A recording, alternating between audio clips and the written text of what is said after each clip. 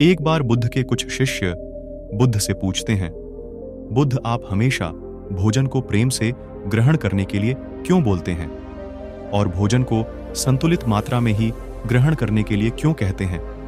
क्या अगर हम उस भोजन को प्रेम से ग्रहण नहीं करेंगे तो क्या वह भोजन नहीं रहेगा?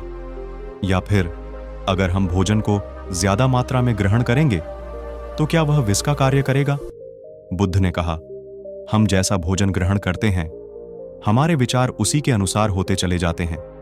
भोजन से यहां बुद्ध का मतलब उन सभी चीजों से है जो भी हम ग्रहण करते हैं, फिर चाहे वो खाद्य पदार्थ हो या फिर जानकारी, ये दोनों ही चीजें हमारे जीवन को गहराई से प्रभावित करती हैं। बुद्ध अपने शिष्यों से कहते हैं, मैं तुम्हें एक छोटी सी कहानी सुनाता हूं, इससे तुम इस बात को अच्छे से समझ पाओगे।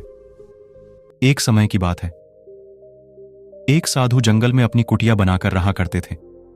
जो भी व्यक्ति उनके पास अपनी समस्या लेकर जाता वो उसकी समस्या का पल भर में समाधान कर देते। धीरे धीरे आसपास के गांव के लोग भी उन साधु के पास अपनी समस्या का समाधान पूछने आने लगे और वो सभी की समस्याओं का समाधान कर देते। धीरे धीरे उनकी प्रसिद्धि गांव से नगरों और नगरों से राजधानी तक पहुंच गई। साधु की प्रसिद्धि की बात उस राज्य के राजा के कानों पर भी पड़ी डीढ़ी तो एक दिन राजा अपने मंत्री और सेनापति के साथ साधु महाराज से मिलने पहुंचे। राजा ने साधु से कहा, महाराज, मैंने आपके बहुत चर्चे सुने हैं। मैंने सुना है कि आपके पास हर समस्या का समाधान है, इसलिए मुझे लगता है कि आपकी सबसे ज्यादा जरूरत हमारे राज दरबार में है, जहां पर प्रजाजन हर दिन नई नई समस्या लेकर आते हैं। आप यहां जंगल में व्यर्थ ही अपना समय क्यों बर्बाद कर रहे हैं? आपको तो यहां ठीक से खाना भी नहीं मिलता होगा। जंगली फल तोड़कर खाने पद्धते होंगे, पत्थरों पर सोना पद्धता होगा। आप हमारे साथ हमारे महल चलिए, वहां पर आपको हर तरह की सुख सुविधाएं दी जाएंगी। खाने पर स्वादिष्ट व्यंजन और पकवान होंगे, आप उनका स्वाद लीजिए। आप यहां कहां अपना समय कमा रहे हैं? आप हमारे साथ हमारे राज दरबार में बैठिए और राज दरबार की शोभा बढ़ाइए। वह साधु उस राजा से बहुत मना करते हैं, लेकिन वह राजा नहीं मानता। उनके चरणों में गिर पड़ अचता है और अंततः वह उन साधु को अपने साथ महल ले जाता है और महल में वह राजा उन साधु को हर तरह की सुख सुविधाएं देता है। धीरे धीरे समय बीतता है और समय बीतने के साथ ही धीरे धीरे साधु का व्यवहार भी बदलने लगता है। आप विश्वास नहीं करेंगे, उस राजा के महल में रहते रहते उस साधु का व्यवहार पूरी तरह से बदल जाता है। इस बात को वह साधु भी नहीं समझ पाता कि आखिर उसका स्वभाव इतना बदल क्यों रहा है। फिर एक दिन अचानक ही साधु मौका पाकर उस महल से भाग जाता है, लेकिन वह अपने साथ कुछ कीमती सामान लेकर भागता है, जिसमें रानी के हार, हीरे, जवाहरात और कुछ कीमती मोहरें होती हैं। जब राजा को साधु की चोरी का पता चलता है तो वह अपने सिपाही उसके पीछे भेज देता है। उसे पकड़ दिएचने के लिए सिपाही हर जगह साधु को खोजते हैं, लेकिन वो उन्हें कहीं नहीं मिलता। वह साधु जंगल की तरफ भागता है और भागते भागते थक जाता है।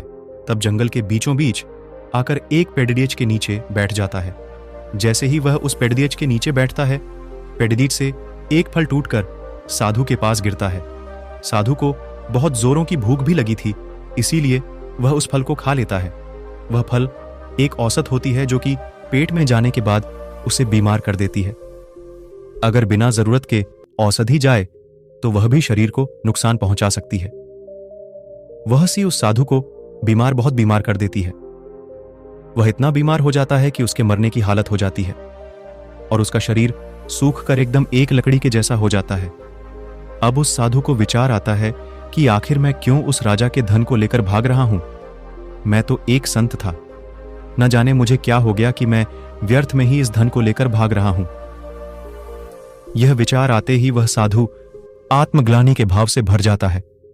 उसे बहुत ताप होता है और वह महल वापस जाता है और राजा का धन वापस करने लगता है। यह देखकर वह राजा बद्धा आश्चर्यचकित होता है और साधु से पूछता है, जब तुम्हें वापस ही करना था तो तुम इस धन को लेकर भागे ही क्यों? यह सुन वह साधु राजा से कहता है, क्षमा कीजिए राजन, परंतु पिछले कुछ महीनों से मैंने आपका अंड खाया है, इसलिए मेरी सोच बिल्कुल आपके जैसी हो गई थी। वो तो भला हो उस वृक्ष का जिसने मुझे वह औषधि वाला फल दे दिया जिसे खाने से मेरा शरीर बीमार पड़ी डीडीएच गया। और आपका जितना भी मैंने खाया था वह सब उस बीमारी में निकल गया। और तब जाकर मुझे होश आया कि मैं कितना गलत कर रहा था। वह साधु उस राजा से कहता है, आपका जितना भी धन है वो आपने मेहनत करके नहीं पाया, उसे या तो आपने छीना है या फिर वसूला है। इसीलिए इस धन के सेवन ने मेरी भी बुद्धि भ्रष्ट कर दी थी। कहानी खत्म करने के बाद बुद्ध शिष्यों से कहते हैं, जो भी हम ग्रहण करते हैं वही हमारे भविष्य को निर्धारित करता है। इसीलिए मैं आप सबसे कहना चाहता हूं कि कुछ भी ग्रहण करने से पहले इस चीज को जरूर देखें कि जिसे आप ग्रहण करने जा रहे हैं वह कहां से आता है। क्या यह पाप से आता है, क्रोध से आता है, ईर्ष्या से आता है या फिर प्रेम से आता है? क्योंकि जो भी आप अपने भीतर ग्रहण करते हैं, चाहे वह भोजन हो या फिर विचार, ये दोनों ही तय करते हैं कि आपका भविष्य कैसा होगा। दोस्तों, आशा करता हूं कि आपको इस कहानी से कुछ अच्छा सीखने को मिला होगा। धन्यवाद।